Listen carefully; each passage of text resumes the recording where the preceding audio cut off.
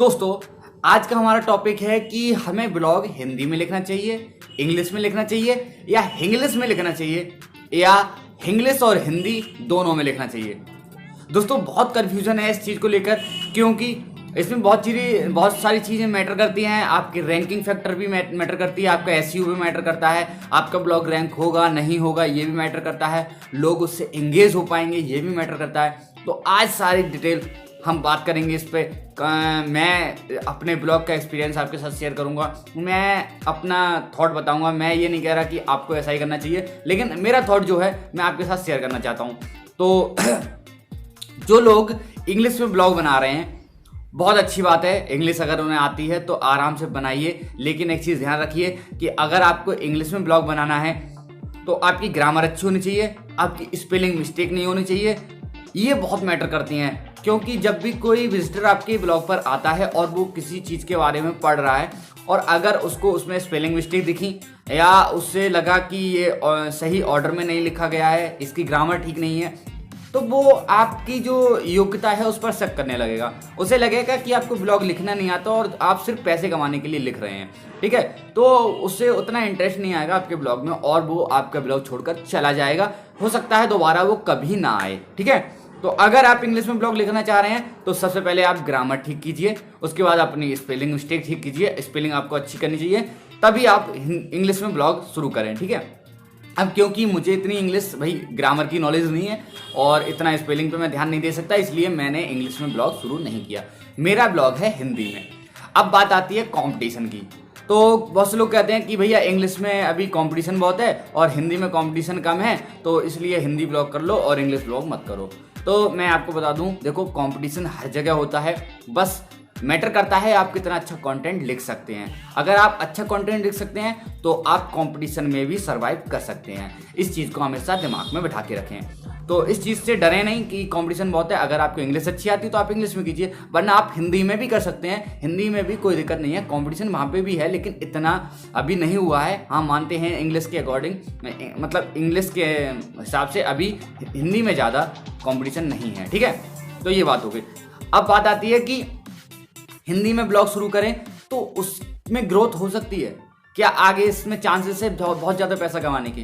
तो दोस्तों, बहुत से लोग कहते हैं कि इंग्लिश में ब्लॉगिंग में फ़ायदा है, हिंदी ब्लॉगिंग में फ़ायदा नहीं है, अभी उसकी कोई ग्रोथ नहीं है, लोग उसे पढ़ते नहीं हैं। तो मैं आपको बता दूं, हमारे इंडिया में हिंदी के सबसे ज़्यादा ऑडियंस है, यह आप भी जानते हैं और मैं भी जानता हूँ, हम सब लोग जानते हैं। और इंडिया के अलावा और भी बहुत सारे देश हैं जहाँ पर हिंदी बोली जाती है और समझी जाती है, ठीक है। तो वहाँ के लोग भी आपको देखेंगे अगर आप हिंदी में ब्लॉग बनाते हैं। तो अगर बात करें ग्रोथ की, तो बहुत ग्रोथ है और आने वाले टाइम में हमारे हिंदी यूज़र बढ़ रहे हैं। जैसा कि हम जानते हैं, जियो नेटवर्क आया, सस्ता हुआ, बहुत सारे हिंदी यूज़र आए। आज घर घर मोबाइल है, क्योंकि मोबाइल भी सस्ते हो गए हैं, इंटरनेट भी सस्ता हो गया है, तो हिंदी यूज़र बढ़ रहे हैं। हमारी फिल्म इंडस्ट्री पूरी हिंदी पर टिकी हुई है। आप देख सकते हैं हिंदी फिल्म इंडस्ट्री होने के बावजूद कितना अच्छा खासा काम कर रही है। हमारी बॉलीवुड की सबसे बड़ी इंडस्ट्री है जो कि इंडिया की, तो वो हिंदी पर ही बेस्ड है। तो इसलिए हिंदी में अब अगर आप कहते हैं कि ग्रोथ नहीं है, तो ये आप गलत कहते हैं, क्योंकि हिंदी में बहुत ग्रोथ है और आने वाले टाइम में और ग्रोथ मिल सकती है। तो हिंदी में ब्लॉग आप बना सकते हैं। अब बात आती है कि हिंदी में ब्लॉग तो बना लें, लेकिन हिंदी में लिखें कैसे? क्या हिंदी में ही लिखें या इंग्लिश में लिखें? क्योंकि कुछ लोग इंग्लिश में लिखना प्रीफर करते हैं, उन्हें अच्छा लगता है इंग्लिश में लिखना, लेकिन मैं आपको बता दूं कि इंग्लिश में लिखने के अपने फ़ायदे और नुकसान हैं और हिंदी में लिखने के अपने फ़ायदे और नुकसान हैं। जैसे अगर हम इंग्लिश में लिखते हैं तो इंग्लिश के कीवर्ड ज़्यादा सर्च होते हैं, हम सब जानते हैं। जब हमें सर्च करना होता है तो हम इंग्लिश में सर्च कर लेते हैं बहुत जल्दी, तो इंग्लिश में कीवर्ड सर्च होते हैं, ये बात ठीक है। सॉरी, लेकिन इंग्लिश में जो रिजल्ट आते हैं तो वो उसमें रैंकिंग ज़्यादा मैटर नहीं करती, क्योंकि गूगल भी इससे कंफ्यूज हो जाता है कि आपका ब्लॉग हिंदी में है या इंग्लिश में है। तो वो इंग्लिश को समझ नहीं पाता सही से, वो इंग्लिश को इंग्लिश समझता है और रैंकिंग तो करता है, लेकिन उस हिसाब से ज़्यादा देर तक रैंकिंग आपकी टिकती नहीं है।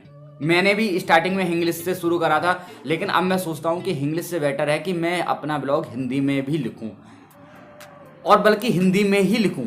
इंग्लिश में ना लिखूं, क्योंकि जब कोई यूजर मेरे ब्लॉग पर पढ़ने आता है तो वो इंग्लिश में सही से समझ नहीं पाता, हम चीज़ों को समझा नहीं पाते इंग्लिश में, क्योंकि कुछ वर्ड हमारे हिसाब से अच्छे होते हैं और कुछ लोग उससे पढ़ते हैं तो वो कुछ और ही पढ़ लेते हैं अगर इंग्लिश में पढ़ रहे हैं।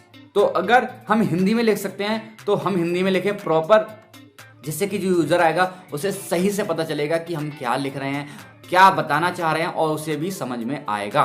तो इंग्लिश में ना लिखकर आप अगर हिंदी में लिखते हैं तो वो ज़्यादा मैटर करता है, ज़्यादा अच्छा है। अभी हिंदी की जो सर्चेज है वो कम है, मानता हूँ कुछ कीवर्ड्स पर, लेकिन आपको धीरे धीरे उसकी रैंकिंग मिलने लगेगी और इंग्लिश वाले कीवर्ड भी रैंक करते हैं हिंदी ब्लॉग पर, ठीक है। तो अगर आप हिंदी में लिख रहे हैं तो आप इंग्लिश के कीवर्ड यूज़ कर सकते हैं थोड़े बहुत बीच में, लेकिन आप पूरा ब्लॉग अपना हिंदी में ही लिखें ताकि यूज़र को सही से समझ में आए, क्योंकि हमारा मेन उद्देश्य क्या है, हमारा मेन उद्देश्य है यूज़र को सही जानकारी प्रोवाइड करना और वो सही से समझ पाए। तो अगर सही से समझाना है तो भैया ऐसी भाषा में लिखो जो उसे समझ में आ सके।